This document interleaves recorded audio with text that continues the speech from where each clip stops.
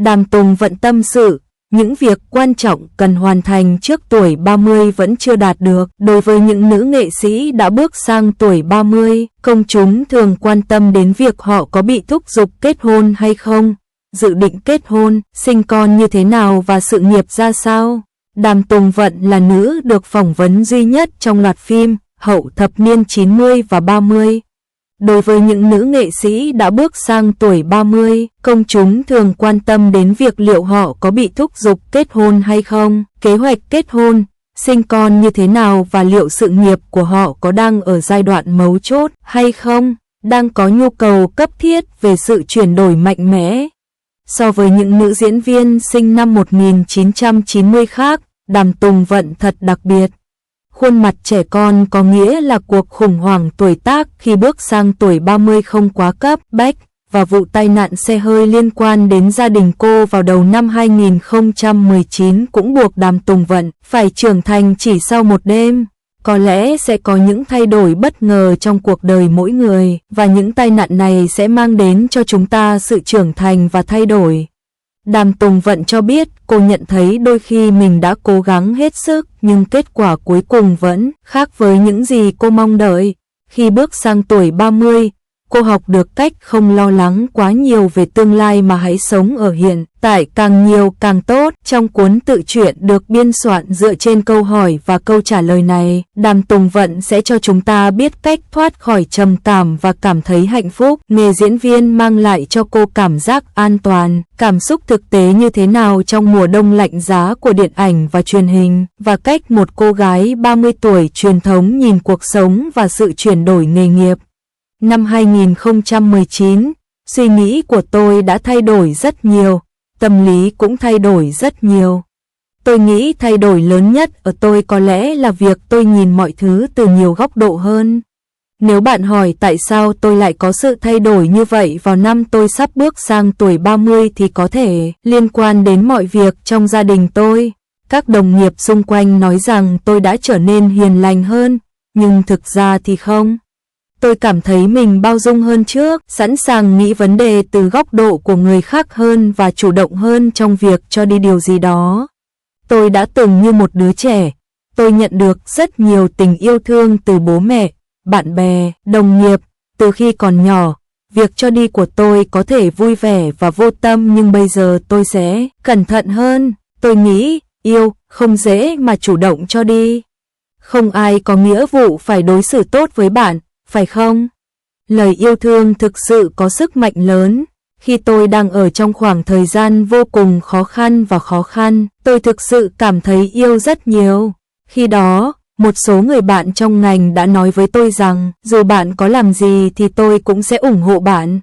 Chỉ cần bạn vui thì dù bạn cần tôi làm gì thì tôi cũng sẽ ở đây. Điều đó thật sự rất ấm lòng.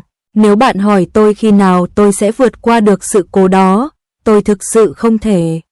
Tôi thậm chí còn phải suy sụp nhiều lần trong quá trình quay phim. Lúc đó, tôi thực sự không còn lựa chọn nào khác ngoài việc tự nhủ rằng tất cả những gì bạn có thể làm bây giờ là sống thật tốt. Tôi luôn cảm thấy rằng cô ấy đang truyền cho tôi rất nhiều sức mạnh, và tôi tự nhủ mỗi ngày rằng cô ấy đang ở đó.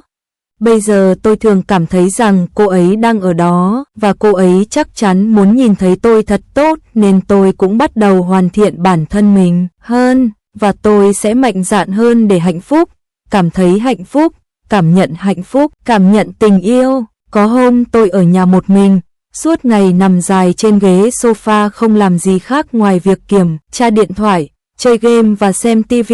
Tôi cảm thấy làm như vậy là không tốt cho sức khỏe và đặc biệt sợ rơi vào người khác. Trong xoáy nước, sau này tôi tự nhủ, hãy cho bản thân một ngày, đừng suy nghĩ gì cả, hãy cứ nuông chiều như thế này, hãy cho bản thân một ngày. Mỗi khi buồn, tôi sẽ cho mình một chút không gian để trút giận, giải tỏa, lười biếng, nhưng sau đó, tôi sẽ tiếp tục tiến về phía trước. Công việc chiếm rất nhiều thời gian rảnh của tôi và rất dễ suy nghĩ quá nhiều khi rảnh rỗi. Vì vậy tôi đã đọc kịch bản. Công việc tôi làm trong năm 2019 không thể nói là có tác dụng chữa bệnh, nhưng nó lại mang lại cho tôi một điều gì đó khác. Chẳng hạn, tôi không còn phải ở trong phòng suốt ngày nữa. Bây giờ sự nghiệp đang tiến triển ổn định, tôi cảm thấy mình vẫn còn thiếu bạn trai nhưng thôi kệ. Không phải tôi đặc biệt háo hức với tình yêu hay một gia đình ổn định, nhưng năm nay tôi thấy mình có khả năng khám phá những điều tươi đẹp trong cuộc sống hơn trước. Ví dụ như khi được tặng 2 chậu cây nhỏ, tôi cảm thấy rất đẹp. Trước đây tôi không thích những loại hoa và cây đó, tôi sẽ chú ý đến nó, nhưng tôi không nghĩ nó thú vị. Bây giờ tôi thấy nhiều thứ khá thú vị và tôi cũng tràn đầy kỳ vọng vào tình yêu, mong được khám phá và có thêm nhiều cái đẹp. Diễn xuất là một nghề rất cô đơn trên thực tế, con người sinh ra đã cô đơn, nhưng năm ngoái tôi thực sự nhận ra rằng việc đóng vai có thể mang lại cho tôi cảm giác an toàn. Trước khi tiếp xúc với nhân danh gia đình và trước khi tham gia dàn diễn viên, mỗi khi cảm thấy cô đơn và khó chịu, tôi đều nghĩ rằng mình vẫn còn Ly Chiên Chiên, nhân vật mình đóng, và tôi sẽ lật kịch bản và bước vào thế giới của cô ấy. Sau này, khi tham gia đóng vai cô ấy, đôi khi trong lòng tôi cũng có chút cảm xúc không vui, nhưng tôi sẽ nghĩ rằng mình vẫn còn có Ly Chiên Chiên và tôi sẽ nỗ lực để nhập vai cô ấy, trạng thái và làm cho cô ấy đưa vào cơ thể của chính tôi. Trong khi tôi đang đọc kịch bản của In the Name of Family, tôi cũng đang đọc các kịch bản khác, nhưng tôi đã rất quyết tâm. Người khác sẽ hỏi tôi, có phải vì lúc này bạn cần những thứ như thế này không? Có thể những việc liên quan đến gia đình khiến bạn cảm động hơn, nhưng tôi nói thực tế không phải vậy. Sau này, tôi đã suy nghĩ kỹ về câu hỏi này. Có lẽ chính trong khoảng thời gian đặc biệt này, bản thân câu chuyện của nhân vật Ly Chiên Chiên đã khiến tôi cảm thấy rất an tâm. Sự chữa lành của cô ấy không phải là tích cực, ngớ ngẩn và ngọt ngào suốt cả ngày mà nằm ở cách suy nghĩ và cách cô ấy giải quyết vấn đề. Chẳng hạn, mối quan hệ giữa cô và bố cô, cũng như hai người anh trai không cùng huyết thống nhưng rất yêu thương cô, lại rất ấm áp. Khi gặp phải sự chia ly và thất bại, lời nói và phản ứng của Ly Chiên Chiên đặc biệt an ủi.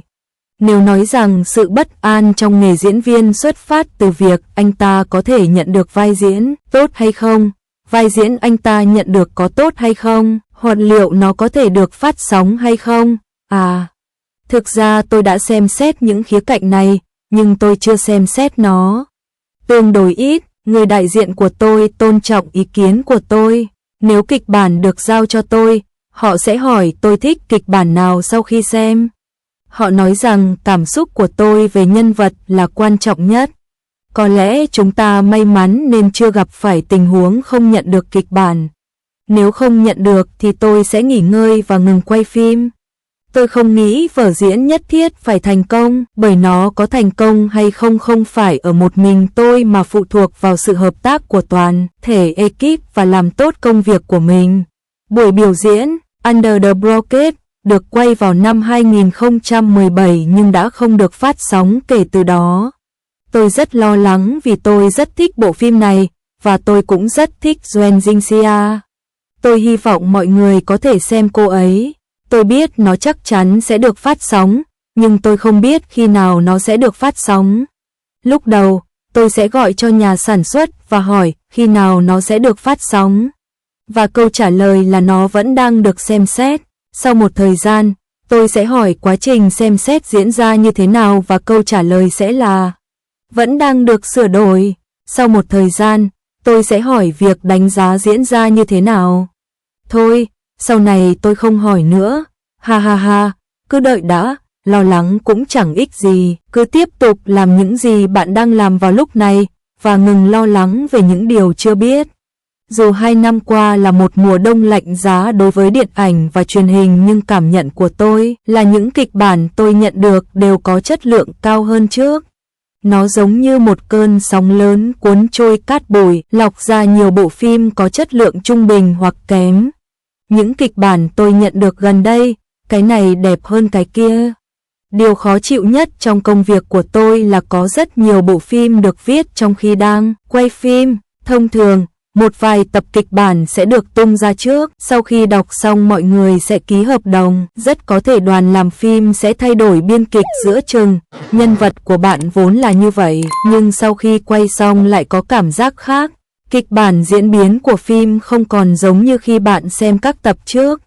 Điều này đối với tôi là không thể chấp nhận được. Nếu có những xung đột giữa các nhân vật trong kịch bản và tôi phải cố gắng hết sức để duy trì nhân vật thì tôi sẽ đặc biệt mệt mỏi và khó chịu về thể chất. Tình trạng này xảy ra rất phổ biến trong vài năm qua, nhưng năm nay tình hình đã được cải thiện. Nếu kịch bản chúng tôi nhận được năm nay là phim truyền hình dài 30 tập thì sẽ có ít nhất 25 tập để đọc thêm kịch bản. Trước đây, tôi đã suy nghĩ rất nhiều về diễn xuất và bứt phá bản thân. Tôi luôn cảm thấy mình cần phải đóng phim truyền hình để khẳng định nghề nghiệp và nâng cao kỹ năng diễn xuất của mình. Trong 2 năm qua, tôi đã đóng rất nhiều bộ phim truyền hình về thần tượng dành cho giới trẻ. Tôi cũng sẽ nói với chị gái quản lý của mình rằng tôi không muốn đóng phim truyền hình về thần tượng dành cho giới trẻ nữa. Chúng ta có thể xem các chủ đề khác được không? Bởi vì hết bộ phim này đến bộ phim khác, sau khi tôi cho đi tất cả, những gì tôi có thể cống hiến cho khán giả đều không còn mới mẻ nữa, và khán giả sẽ cảm thấy nhàm chán khi diễn. Bản thân tôi không thú vị, lúc đó tôi đang muốn làm một bộ phim cổ trang, và Under the Cloud, tình cờ lại có mặt ở đây. Nhưng năm nay, tôi có một số thay đổi trong suy nghĩ. Tôi không nghĩ mình cần phải phân biệt quá nhiều về mặt thể loại, miễn là kịch bản hay, nhân vật hay, dàn diễn viên giỏi, diễn viên đối lập giỏi và tôi có điều gì đó mới mẻ để ra mắt. Kết quả sẽ tốt, và tôi sẽ sẵn sàng hành động. Dù là phim thần tượng thanh xuân, phim phản chiến hay phim gián điệp, mỗi nhân vật đều bằng xương bằng thịt và sẽ có chỗ cho sự sáng tạo. Nói về vấn đề tuổi tác, tôi thấy khá buồn cười. Tôi không có bất kỳ cảm xúc nào về nó. Tôi thường quên mất mình bao nhiêu tuổi và hiếm khi sử dụng tuổi tác của mình để ra lệnh cho những gì tôi không cảm thấy. Sinh nhật của tôi, điều gì sẽ xảy ra với mọi người? Tôi thường thấy trên mạng nói rằng Đàm Tùng Vận trông trẻ quá, hoặc thở dài, chà, cô ấy 30 tuổi rồi. Rồi tôi tự hỏi 30 tuổi sẽ như thế nào? Khi tôi 20 tuổi, tôi tưởng tượng mình ở độ tuổi 30. Ví dụ, tôi nghĩ về việc lập gia đình khi tôi 27 tuổi và hoàn thành tất cả những việc quan trọng này trước khi bước sang tuổi 30. Nhưng khi tôi 30 tuổi, tôi dường như chưa làm những điều này, ha ha, nên cứ để tự nhiên diễn ra. Trước đây, tôi có thể đã có những kế hoạch và suy nghĩ về những gì mình muốn làm khi 30 tuổi và những gì tôi muốn làm khi 35 tuổi. Nhưng giờ đây, trọng tâm cuộc sống của tôi có xu hướng là tôi chỉ làm những gì mình muốn làm và được hạnh phúc. Trong Under the Broadcast, Sia Xiao đã nói một câu với Duan Jingxia, tại sao bạn, một người phụ nữ, lại phải sống một cuộc sống mệt mỏi hơn đàn ông? Bạn đã bao giờ gặp phải vấn đề tương tự? Thực ra, cuộc sống của bản thân tôi không mệt mỏi như mùa hè năm nay, nhưng cũng có những lúc tôi mệt mỏi, và phần lớn là do trái tim mình. Vậy thì, nếu có thể, ai lại muốn để mình mệt mỏi? Ai lại không muốn sống một cuộc sống bình yên? Tôi vẫn rất may mắn. Công việc tôi đang làm hiện nay là công việc tôi thích. Tôi chưa trải qua những điều quá đen tối trong công việc. Thay vào đó, tôi đã trưởng thành dần dần trong một môi trường được bảo vệ. Trước đây khi diễn xuất, tôi có thể có chút bối rối không biết liệu cách xử lý nhân vật của mình có đúng hay không. Tôi không biết thế nào là đúng, và tôi không biết liệu những người khác có đúng không. Sẽ nhận ra, sau đó tôi thấy một cuốn sách có nội dung, diễn viên phải đọc kịch bản.